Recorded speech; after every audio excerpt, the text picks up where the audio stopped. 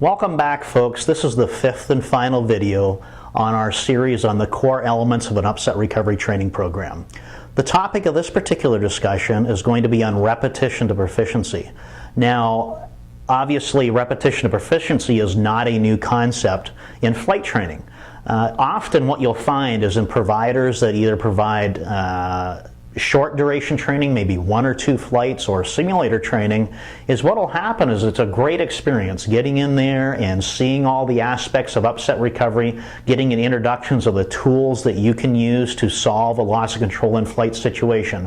What really needs to happen that we've found over 13 years, truly what pilots need to have is an opportunity to practice a strategy for resolving the situation.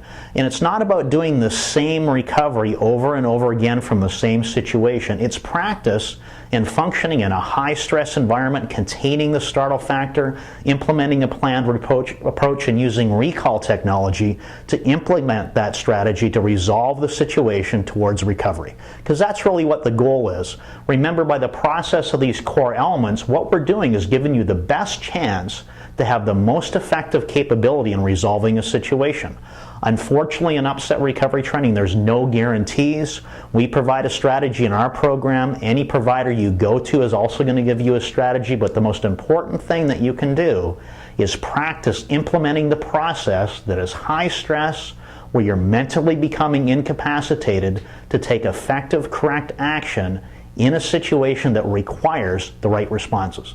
If we think about it, if we don't have a plan of action and we just try to figure things out, there's really only 4 things that we can immediately affect with the primary controls at our disposal: pitch, roll, yaw, and power.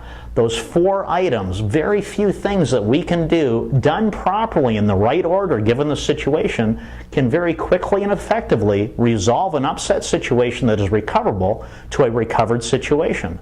Unfortunately, if we get ourselves in a situation that is recoverable and we take the inappropriate action or the action in the wrong order for that given situation, we can make it very much worse and many times can make it unrecoverable. So the practice, the repetition, is not only in certain scenarios, but it's the process. It's implementing the strategy, integrating these core elements of the recoveries that we've been talking about in the last 4 videos. That's where repetition proficiency comes into play. And we've found in our program, I'll tell you our experience, we don't offer any less than a 3-flight program for people to develop a measure of capability to deal with loss of control in flight.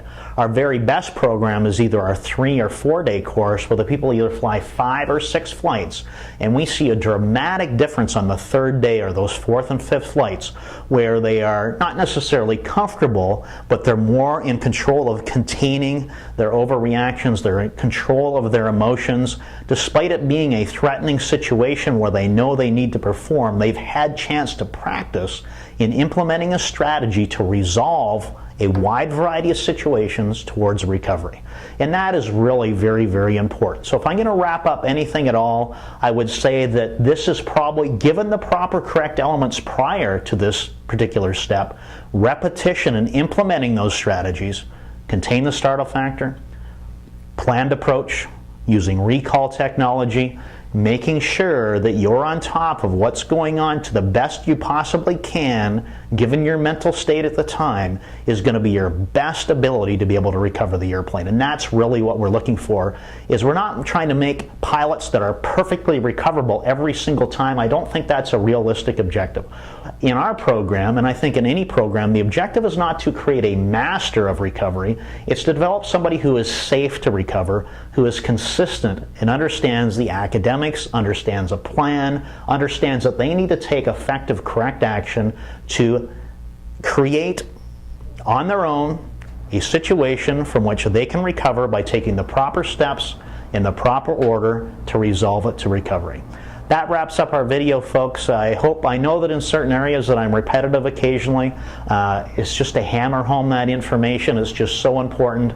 Often what you'll find, and we found in many other providers or other people who speak out on upset recovery training, is the 5 core elements that we just discussed with you are not talked about very often. These have come about after training thousands of pilots for over a decade, and we see, as long as the program is solid, You need a strategy. You need a method. You need these core elements in place, or you simply are not going to optimize the production of a safe pilot.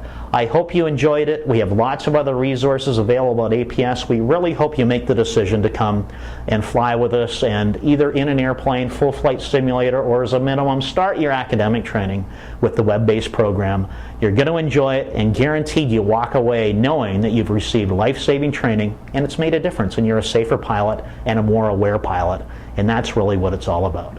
Safe journeys, and we look forward to seeing you sometime in Arizona or wherever we might be, and I look forward to meeting you in person. Thanks so much for your time and your patience to go through these videos.